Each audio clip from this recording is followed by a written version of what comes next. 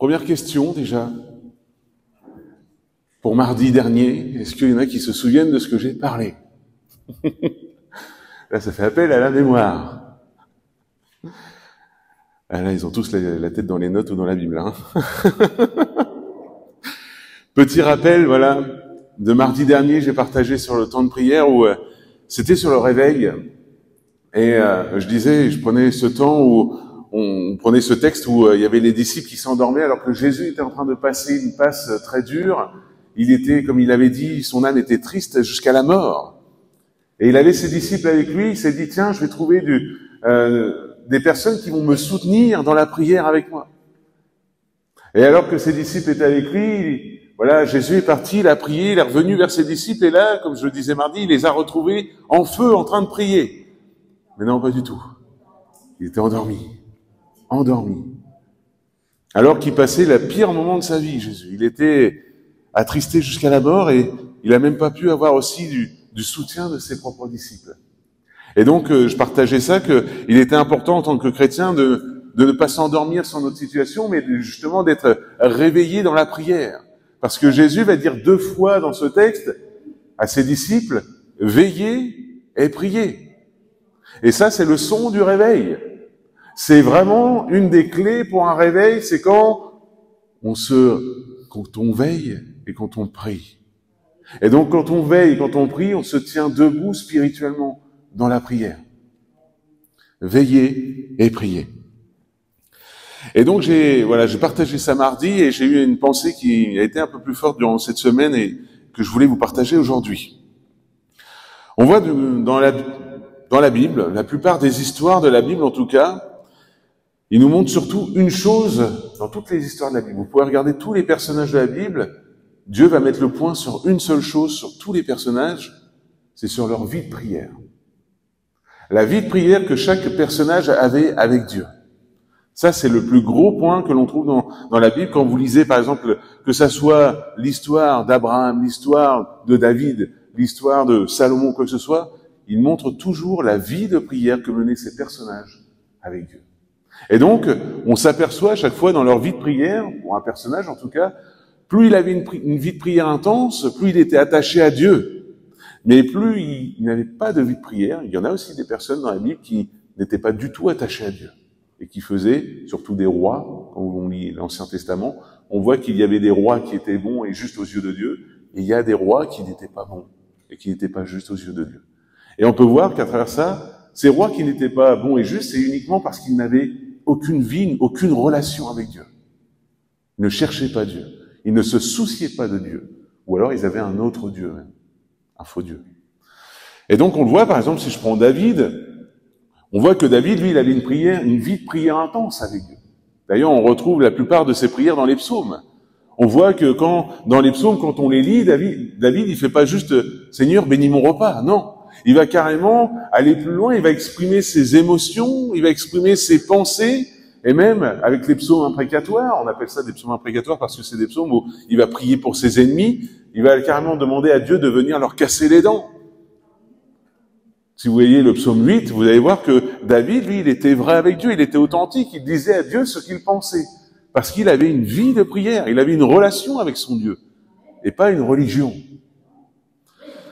Et donc il disait à Dieu tout ce qu'il pensait, tout ce qu'il sentait. Il avait un cœur à cœur avec Dieu. Donc on voit bien à travers, si vous lisez les psaumes, vous allez voir, prenez au moins un psaume par jour pour vous aider à prier, vous allez voir que ça va vous aider aussi dans votre vie de prière. Mais on voit que David avait vraiment une relation avec Dieu qui était particulière. On voit aussi avec Moïse, on voit avec Abraham. D'ailleurs, Moïse, on va s'appuyer dessus aujourd'hui. Mais on va s'arrêter sur, je partage juste ce verset, Matthieu 6, 33, où Jésus va donner ce commandement. Cherchez premièrement le royaume et la justice de Dieu, et toutes ces choses vous seront données par-dessus. Et on voit qu'il y a un commandement. Cherchez premièrement le royaume de Dieu. Ça veut dire quoi, ça? Ça veut dire, littéralement, de mettre Dieu en premier dans sa vie. De chercher à plaire à Dieu. De chercher Dieu. Parce que quand on cherche un royaume, on cherche forcément celui qui règne sur ce royaume. Et donc, chercher premièrement le royaume de Dieu, c'est chercher aussi, et après il est dit, et la justice de Dieu, donc de marcher en étant droit devant Dieu, en étant droit et juste. Et toutes les choses, et là c'est une promesse de Dieu, toutes les choses vous seront données par-dessus tout. Toutes les choses vous seront données. Donc on cherche, en tant que chrétien, à mettre Dieu en premier. Ça, c'est primordial pour notre vie de prière. Je vais vous poser des questions, mais je vous laisse répondre personnellement. Je veux pas vos réponses. Vous pouvez les écrire si vous avez envie. Voilà ces questions que je te pose aujourd'hui. Qu'en est-il de ta vie de prière personnelle aujourd'hui? Ta vie de prière avec Dieu, de ta relation, qu'en est-il aujourd'hui? Est-ce que tu es peut-être aussi tombé dans une routine religieuse? Je prie, mais juste pour dire je prie. Est-ce que tu as des temps aussi, pour poser cette question, est-ce que tu as des temps personnels avec Dieu? Il y en a qui n'ont pas de temps. Il y en a qui sont tellement pris par les choses de la vie qu'ils n'ont plus de temps pour Dieu. Et dernière question qui est aussi la plus importante, parce que je viens de vous partager, mais est-ce que Dieu a bien la première place dans ton cœur? La motivation. Pourquoi tu pries? Pourquoi tu pries chez toi? Regardez à la motivation.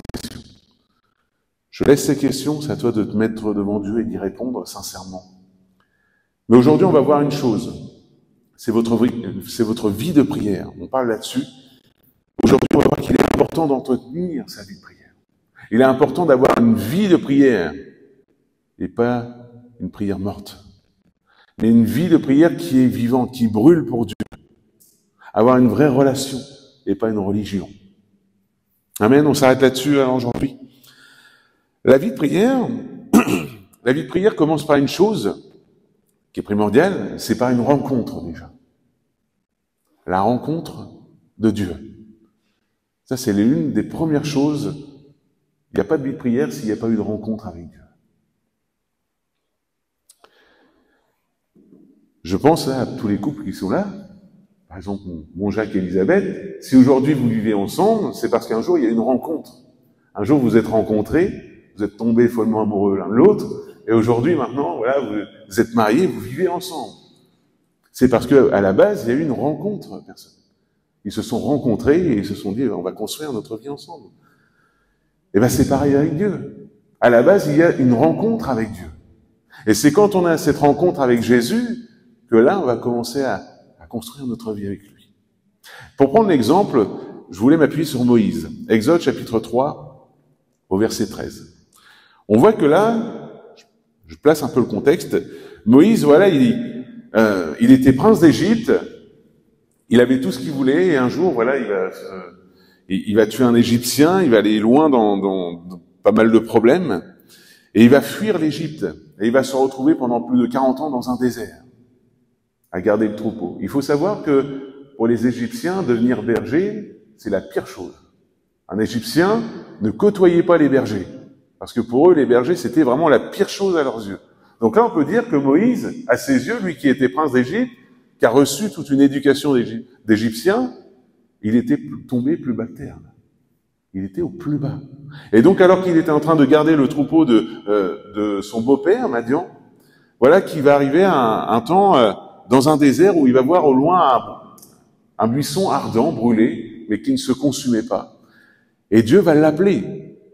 Et il est dit, il y a un petit détail aussi, il est dit que Moïse va faire un petit détour justement pour aller voir ce buisson. Il va aller voir ce buisson. Et c'est à ce buisson-là que Moïse va rencontrer Dieu. C'est à ce moment-là que Moïse va rencontrer Dieu. Et on le lit ensemble. Donc là, il y a Dieu qui lui a parlé déjà un peu. Il lui a dit, voilà, je vais t'envoyer vers Pharaon. Tu vas demander à Pharaon de laisser partir mon peuple. Et voilà ce que Moïse va dire à Dieu.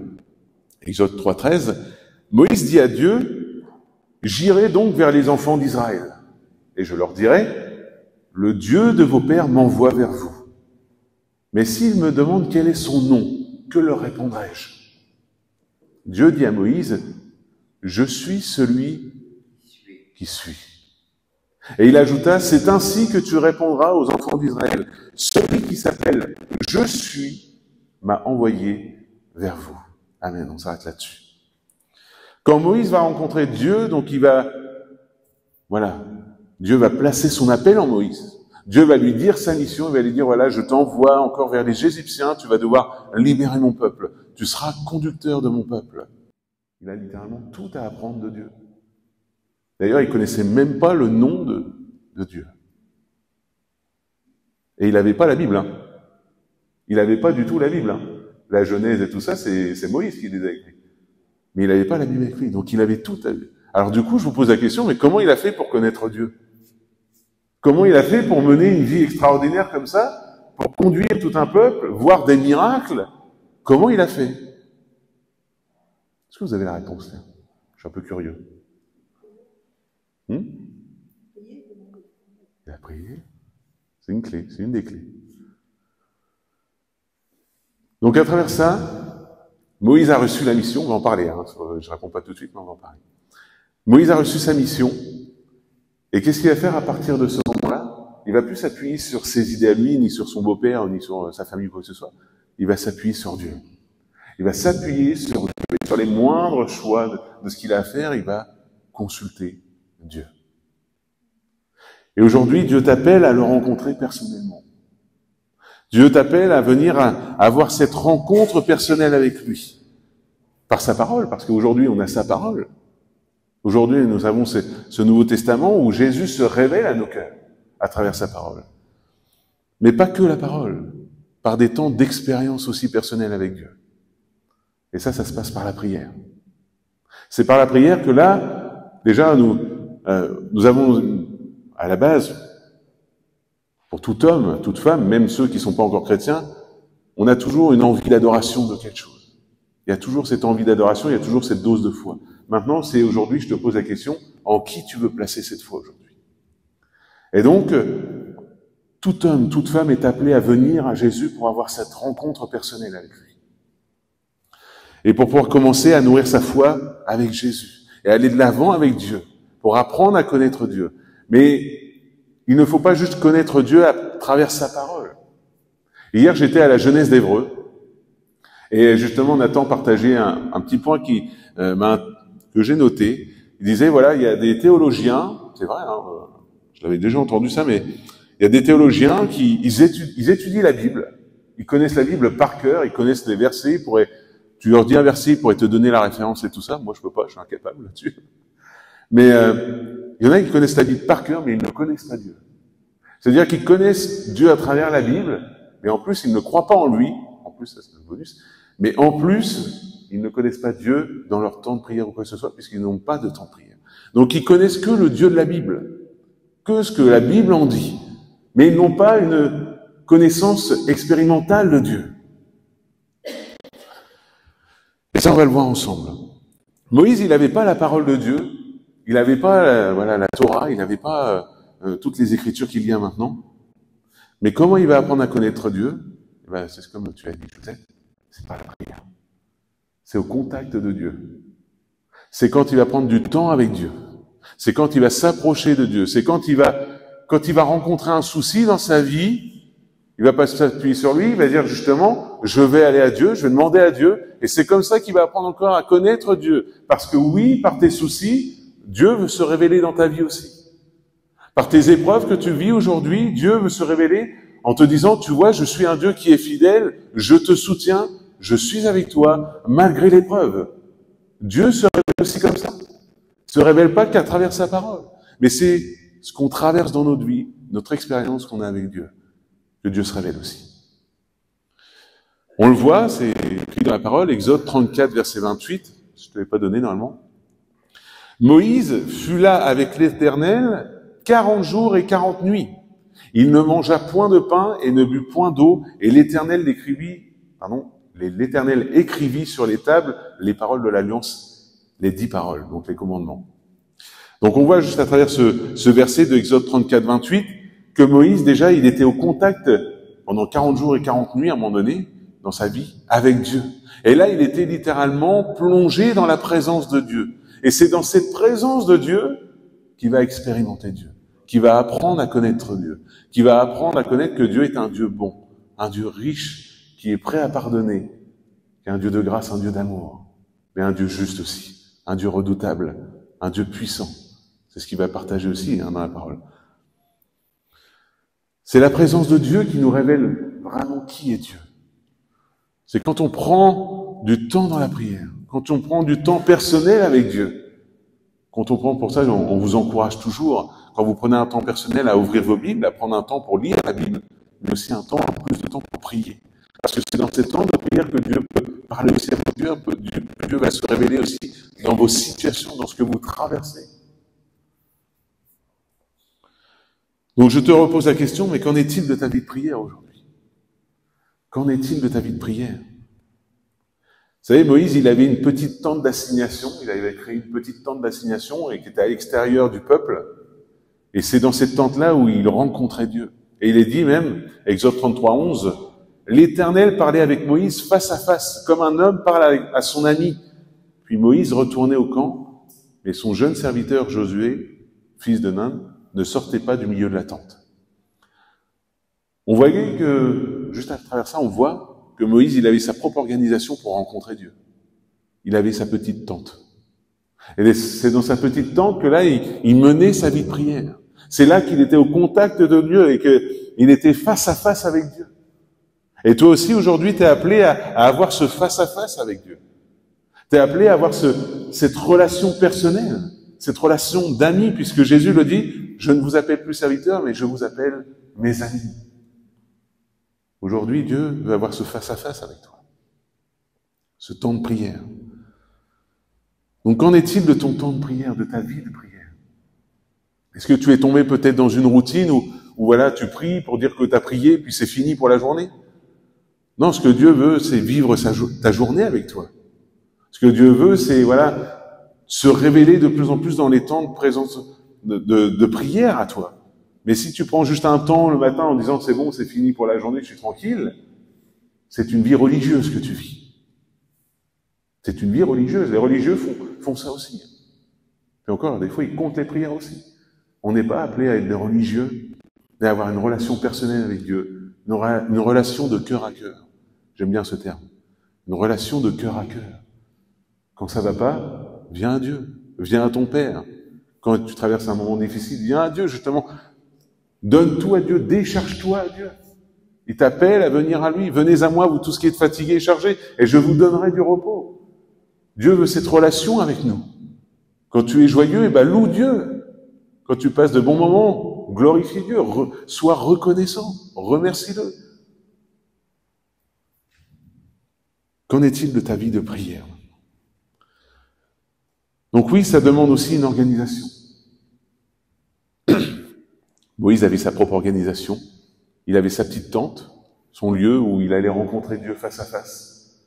Et là, il devait y avoir des sérieuses discussions puisque c'était vraiment des décisions que Moïse devait prendre et du coup, il les prenait toujours avec l'aide de Dieu, s'appuyer sur Dieu. Mais toi aussi, tu dois t'organiser personnellement dans ta vie pour avoir ce temps de prière avec Dieu. Ça demande de l'organisation.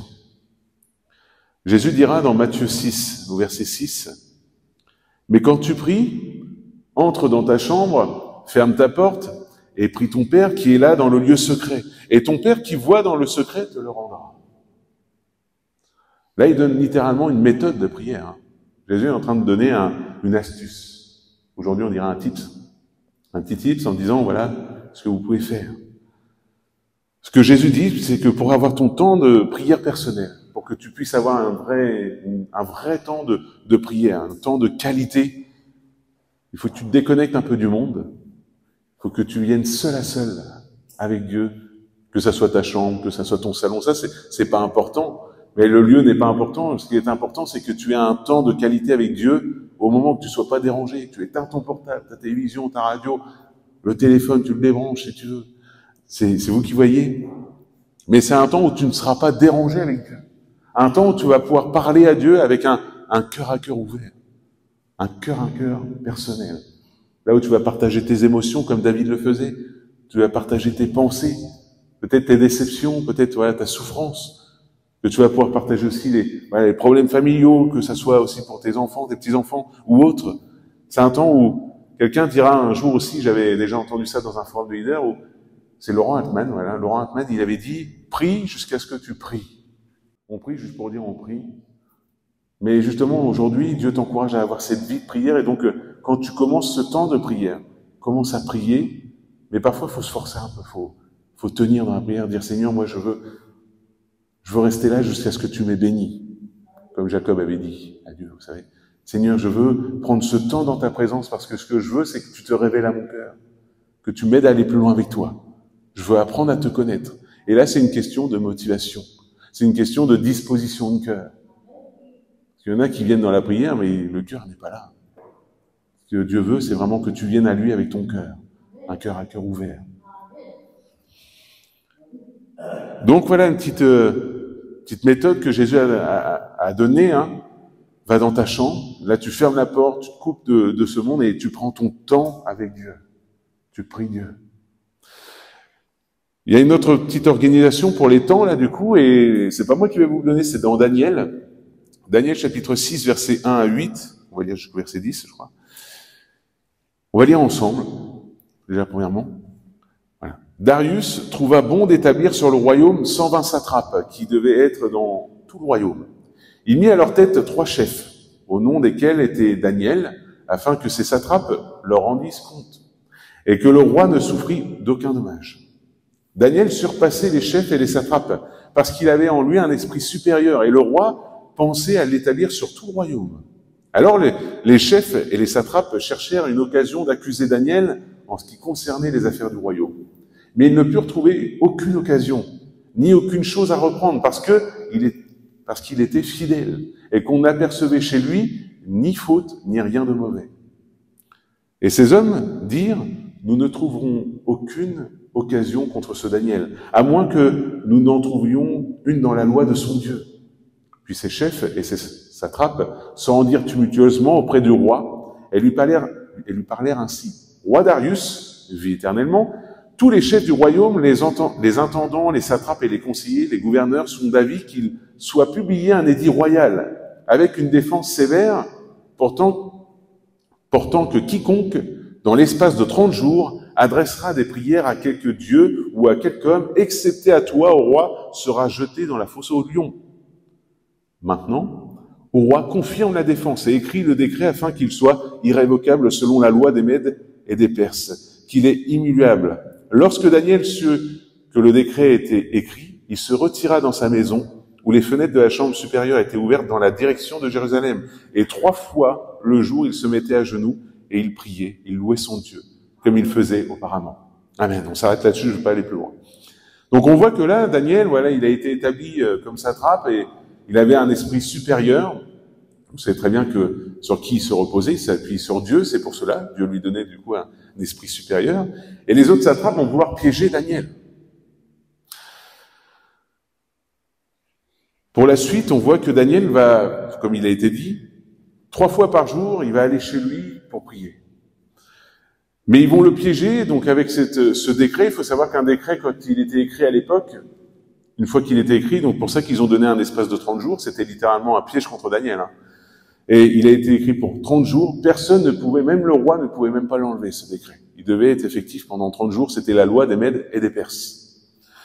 Et donc ils vont utiliser ce piège pour pouvoir avoir Daniel, alors que pendant ces 30 jours, donc Daniel, lui, va continuer, en fait. Il va continuer à aller chez lui pour prier. Et ils vont rentrer littéralement chez lui parce qu'ils savaient qu'il agissait comme ça, et ils vont le prendre la main dans le sac en train de prier Dieu. On peut le dire comme ça.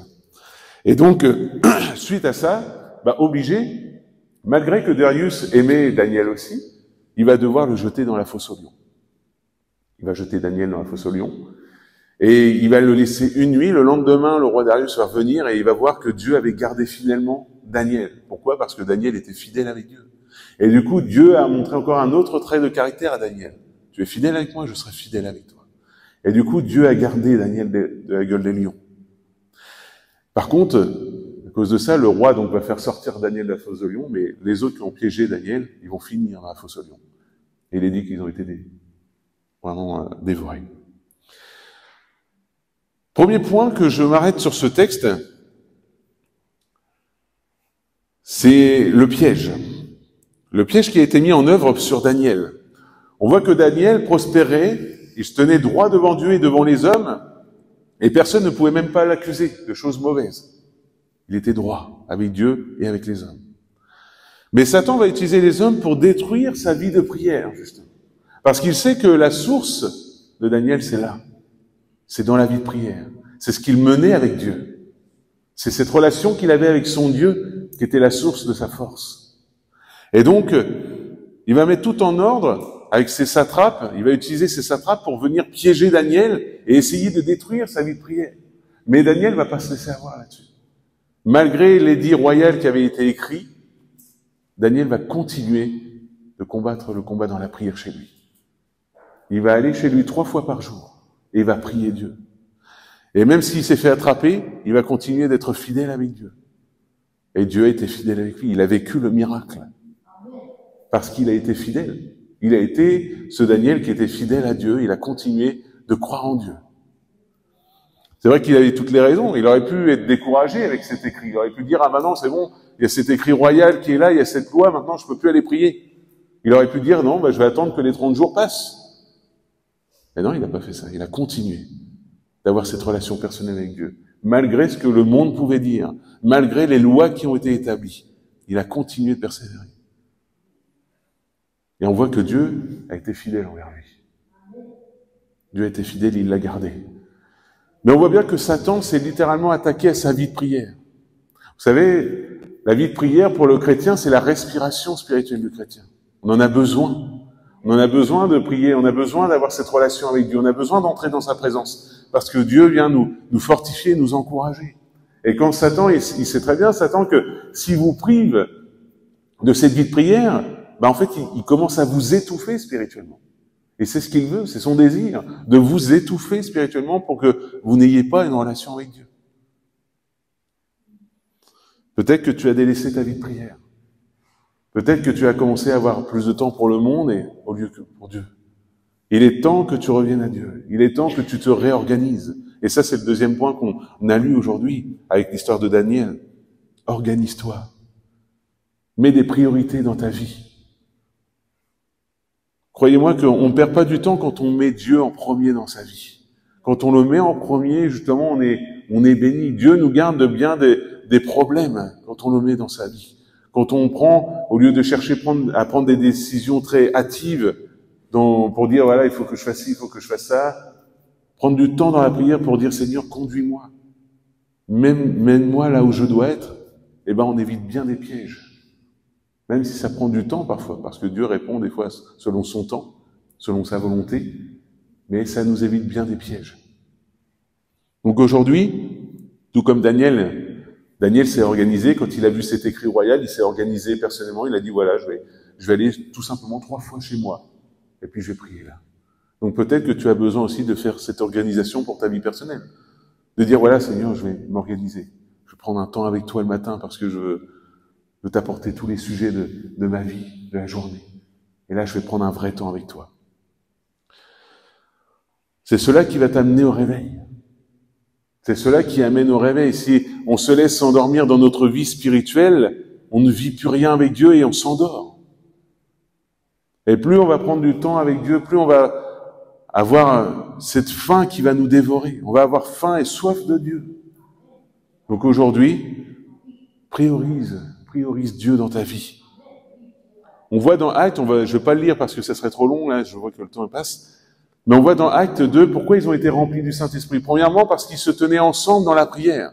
Ils étaient ensemble dans la chambre haute, dans la prière, ils louaient Dieu tous les jours ensemble, et ils attendaient la promesse de Dieu. Ils attendaient le Saint-Esprit.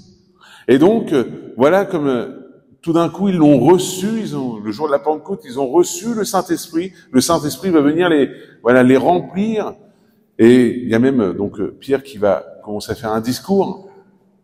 Et voilà ce qu'il est dit. Il va souligner dans Actes 2:15, il va souligner une prophétie qui avait été donnée dans Joël. Mais c'est ici qui a été dit par le prophète Joël. Dans les derniers jours, dit Dieu, je répandrai de mon esprit sur toute chair. Vos fils et vos filles prophétiseront, vos jeunes gens auront des visions et vos vieillards auront des songes. Ainsi de suite. Amen. Déjà à l'époque, il disait que c'était les derniers jours. Aujourd'hui, quand on voit tout ce qui se passe dans le monde, on le voit de plus en plus que tout confirme que Jésus revient bientôt. Que ça soit les catastrophes naturelles, les tremblements de terre, les faux Jésus qui s'élèvent aussi aujourd'hui. Il y en a qui se disent être le Messie. On voit que tout est en train de s'accomplir. Alors oui, aujourd'hui encore, ça nous concerne. Dieu remplit du Saint-Esprit. Et être à la recherche du Saint-Esprit est pour nous en tant que chrétiens, un besoin. Chercher à avoir le Saint-Esprit, à recevoir le Saint-Esprit.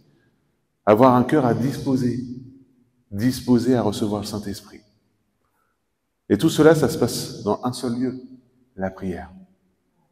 La prière. Votre vie de prière, c'est ce qui peut vous amener à vivre le réveil et les miracles. C'est la clé de tout cela. La vie de prière. Donc je te repose la question, qu'en est-il de ta vie de prière personnelle aujourd'hui? Est-ce que tu as toujours cette vie de prière qui est bouillant pour Dieu, où tu prends un réel temps avec Dieu? Ou est-ce que tu t'es endormi? Est-ce que tu pries juste pour dire que tu pries? Mettre des priorités dans sa vie. La vie de prière permet, voilà, dernier point, après je vous laisse tranquille, promis.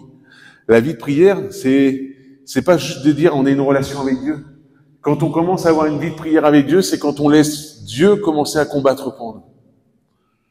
Parce que souvent, ça peut arriver, surtout dans les couples, il peut y avoir des disputes et tout ça. Mais au lieu de vous disputer, au lieu de vous chamailler, laissez Dieu combattre. Seigneur, viens travailler le cœur de mon mari ou de ma femme. Seigneur, c'est toi qui travailles les cœurs. Parce que Dieu intervient là où l'homme ne peut rien faire, dans le cœur. Dieu intervient au plus profond. Donc oui, quand tu as cette vie de prière, c'est plus toi qui te bats, c'est Dieu qui te bat pour toi. C'est Dieu qui se bat pour toi.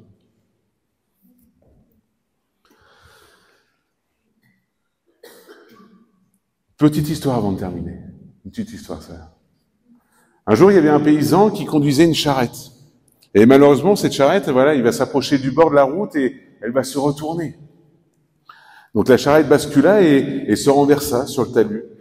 Le cheval qui était pris dans le brancard, il se débattait en envoyant des furieuses ruades, et il était impossible de s'approcher du cheval, parce qu'il se débattait tant. Son maître essayait vainement de l'apaiser, il se demandait que faire. Quand un témoin a vu l'accident, lui dit « N'essayez pas de l'approcher maintenant, mais laissez-le se débattre jusqu'à l'épuisement. Vous verrez qu'il va se calmer de lui-même, il ne bougera plus et vous laissera faire. Vous pourrez alors dételer et vous le remettrez sur ses jambes. » Le conseil était bon. Au bout d'un certain temps, le cheval a cessé tous ses efforts pour se redresser lui-même. Quand son maître s'approchera de lui, il se laissa faire docilement, le fut bientôt de nouveau sur ses jambes. On voit à travers juste cette histoire que trop souvent on veut se débattre dans notre situation. Trop souvent on veut se débattre en utilisant nos propres techniques, nos formations ou quoi que ce soit, notre propre façon de penser. Et on ne laisse pas le Seigneur faire. Alors que justement, ce que Dieu te dit, c'est « laisse-moi faire ». Laisse-moi faire. Et ça se passe dans le temps de prière. Au lieu de chercher à te débattre, au lieu de chercher à venir, je sais pas moi, je peux parler de venir baptiser quelqu'un, que ça soit pour tes enfants, tes petits-enfants ou autres, au lieu de venir les bassiner encore avec la parole de Dieu ou quoi que ce soit, prie pour eux. Laisse Dieu faire. Au temps convenable de Dieu, Dieu agira dans leur cœur. La prière est efficace. Parce que c'est Dieu qui agit à notre place. Amen. Donc pour conclure ensemble, avoir une vie de prière personnelle nous amène dans la victoire, puisque ce n'est plus nous qui agissons, c'est Dieu qui agit. Et Dieu a la victoire. Mais c'est à nous de mettre en priorité Dieu dans notre vie. C'est à nous de dire, voilà Seigneur, je veux prendre des temps de qualité avec toi, des vrais temps de prière. Avoir une relation personnelle avec Dieu, et pas une religion. Amen. La vie de prière vous amène au réveil et au miracle. On prie ensemble. Père éternel, merci. Merci pour ces instants parce que tu parles à nos cœurs et ce que nous voulons, Seigneur, c'est vrai, c'est pas juste être des chrétiens religieux. On veut pas suivre une série de lois ou de règles, mais on veut, Seigneur, apprendre à te connaître. Et Seigneur, il est vrai que plus nous passons du temps avec toi, plus nous entrons dans ta présence, plus tu te révèles à nos cœurs. Alors viens par ton Saint-Esprit, s'il te plaît, renouveler les cœurs. Viens par ton Saint-Esprit, baptiser du Saint-Esprit aussi. Et aide-nous, Seigneur, à apprendre à te connaître. Par ton Saint-Esprit, viens, Seigneur, te révéler à nos cœurs pour qu'on puisse aller de l'avant avec toi, Jésus. Alors merci, Père éternel, encore de tout ce que tu fais. Merci pour ta parole qui a été partagée. Merci encore de venir, Seigneur, faire produire du fruit de l'Esprit dans nos vies. Qu'elle puisse, Seigneur, grandir cette parole et pas juste germer puis mourir. Seigneur, ce que nous désirons, c'est obéir à ta parole et marcher conformément à ce que toi tu penses. Alors dans le nom de Jésus, merci encore de poser ta main sur mes frères et sœurs, de venir les aider dans leur vie de prière, qu'ils puissent avoir plus de révélations de toi, qu'ils puissent t'entendre parler dans leur vie, dans leur situation, qu'ils puissent expérimenter ta présence de jour en jour avec toi. Dans le nom de Jésus. À toi toute la gloire, Père éternel. Merci pour ce que tu es en train de faire dans leur vie, dans leur cœur. À toi la gloire, Père. Amen.